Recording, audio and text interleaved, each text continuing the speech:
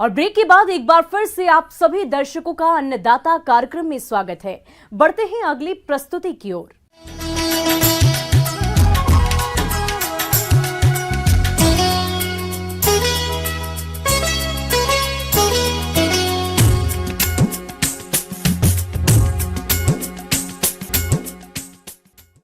गन्ना एक लंबी अवधि वाली फसल है जो कि अभी बढ़वार की अवस्था में है और अभी के समय में तेज बारिश और हवाओं के कारण फसल गिरने का डर बना रहता है। साथ ही कई बार ऐसे मौसम में कीट और रोग व्याधियों का प्रकोप भी बढ़ जाता है, जिससे उत्पादन में भारी कमी आ जाती है। इसलिए फसल की सही देखरेख करना जरूरी है, जिसके बारे में बता रहे हैं कृषि वैज्ञानिक डॉक्टर अभय कुमार।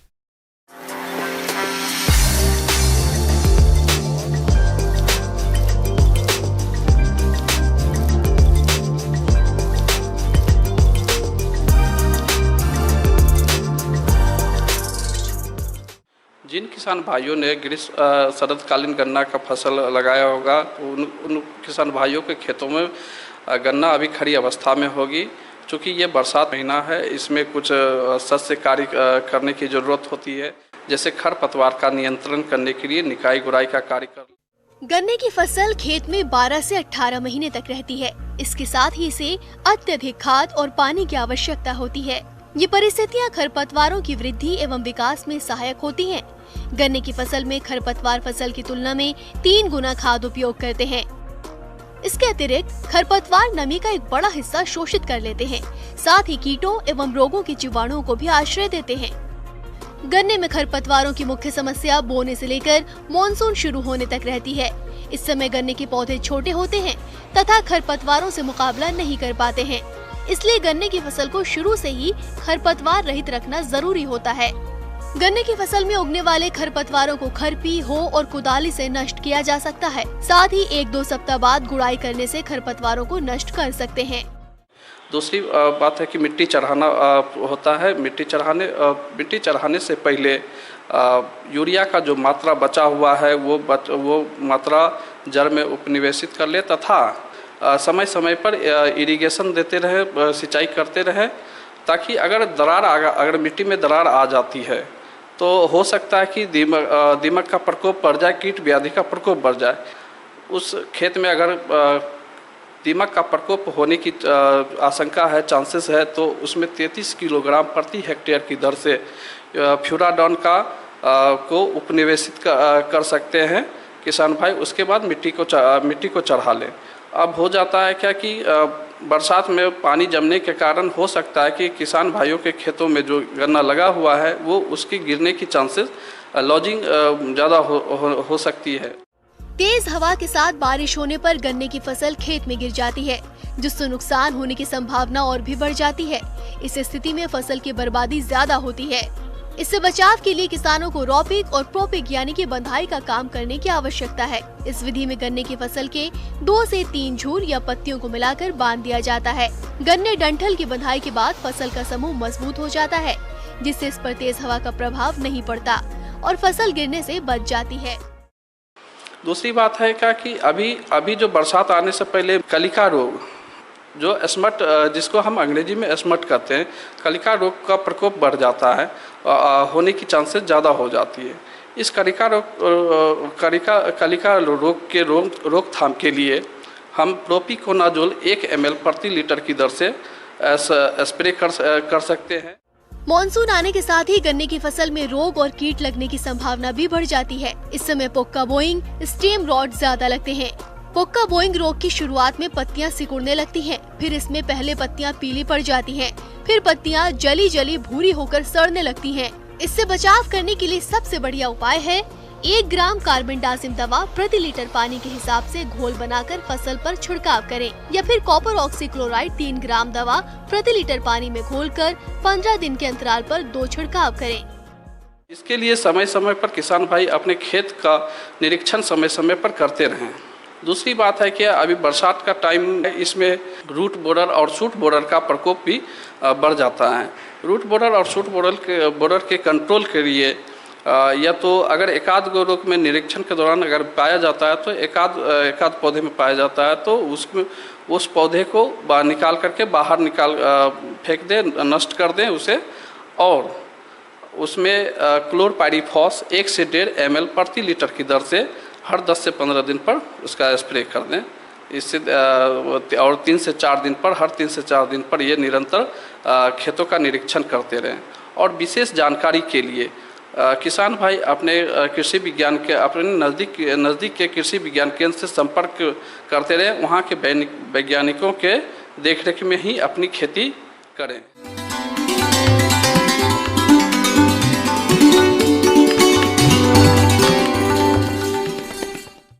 अन्नदाता हेल्पलाइन निशुल्क फोन संपर्क सेवा के माध्यम से आपके द्वारा पूछे गए प्रश्नों में से 1 या 2 महत्वपूर्ण प्रश्न को हम अपने कार्यक्रम में शामिल करते हैं और इसी के तहत आज किसान का सवाल और उसका जवाब कुछ इस प्रकार है।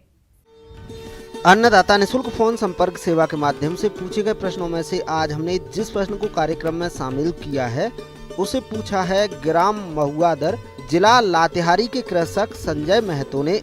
ये तिल की उन्नत बुवाई तकनीक के बारे में जानकारी चाहते हैं। तो संजय महतो जी, आपकी जानकारी के लिए प्रस्तुत है कार्यक्रम का ये अंश।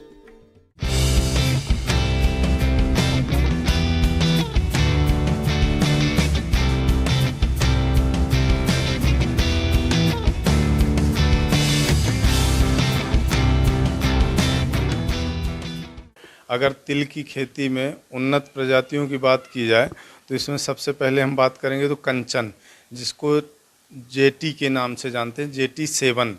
इसकी जो उपज है 6 से 7 कुंटल है।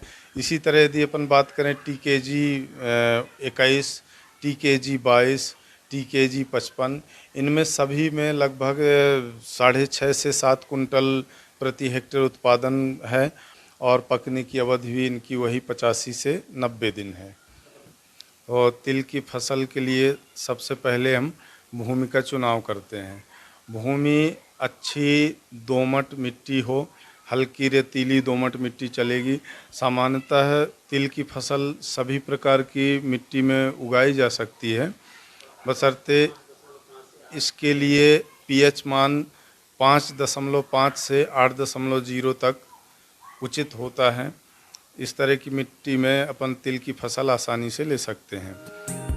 किसान भाइयों, खेत की तैयारी के लिए मिट्टी पलटने वाले हल से एक जुताई की जाती है। उसके बाद 2 से 3 जुताइयां देशी हल या कल्टीवेटर से करके प्रत्येक जुताई के बाद खेत में पाटा चलाना आवश्यक है, जिससे ढेले टूट जाते हैं और भूमि में नमी का संरक्षण भी होता है। बुआई के समय खेत में पर्याप्त नमी का होना आवश्यक है। अंतिम जुताई करते समय गोबर की खाद, अच्छी पकी हुई खाद 10 टन प्रति हेक्टेयर की दर से डालकर और अंतिम जुताई कर लें। इसके बाद बात करें अपन इसमें NPK, नाइट्रोजन, पोटास, फास्फोरस की जो मात्रा है इसमें 30-40-20 है। 30 किलो नाइट्रोजन, 40 किलो फास्फोरस और 20 किलो पोटास। इस तरह से अपन खाद का मैनेजमेंट करते हैं और इसमें जो नाइट्रोजन है वो आधी मात्रा बुवाई के समय और बाकी बाद में फिर छिड़काव करें। पोटास और फास्फोरस की मात्रा पूरी बुवाई के समय पे दे दें।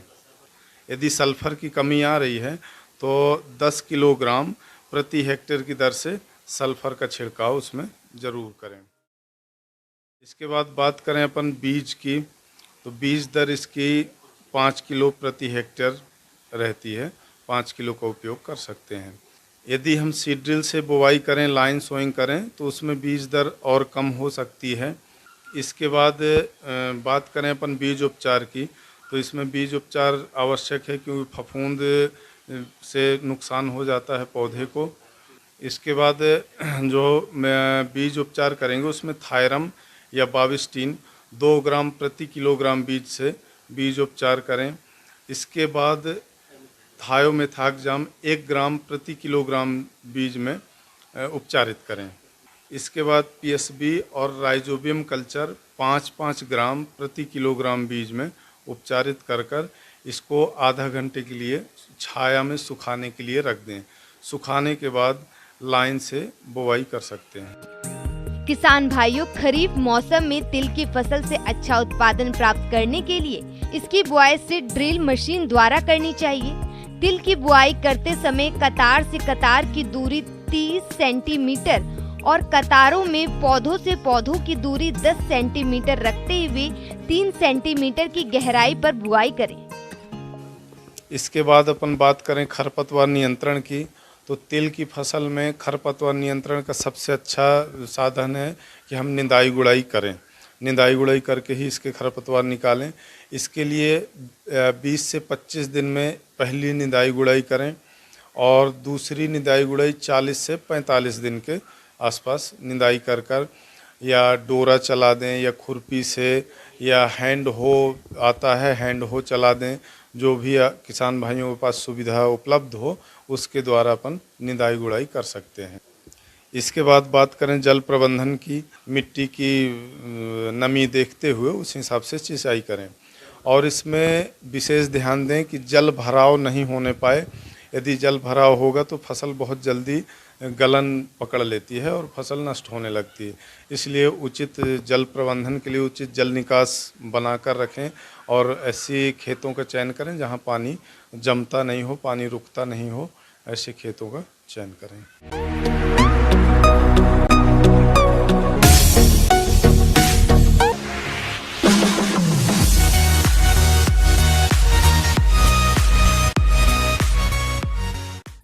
और आइए अब एक नजर डालते हैं राज्य की कुछ चुनी हुई मंडियों के प्रमुख फसलों के बाजार भाव पर।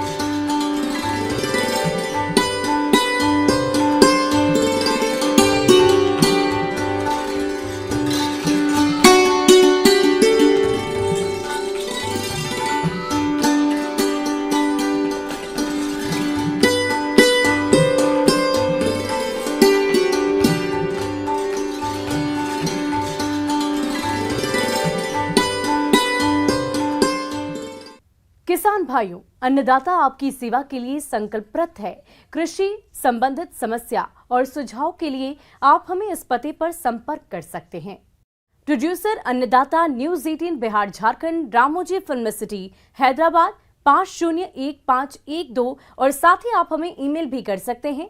हमारा ईमेल आईडी है p18annadatabihar@nw18.com। इसके अतिरिक्त आप हमें निःशुल्क हेल्पलाइन नंबर 180088921663 पर सोमवार से लेकर शनिवार सुबह 10 बजे से शाम 4 बजे के बीच संपर्क कर सकते हैं। किसान भाइयों, अब समय हो रहा है आपसे विदा लेने का, तो हमारी अन्नदाता टीम को दीजिए इजाजत। कल फिर आपसे मुलाकात होगी कृषि संबंधित कुछ और महत्वपूर्ण जानकारियों के साथ। नमस्कार।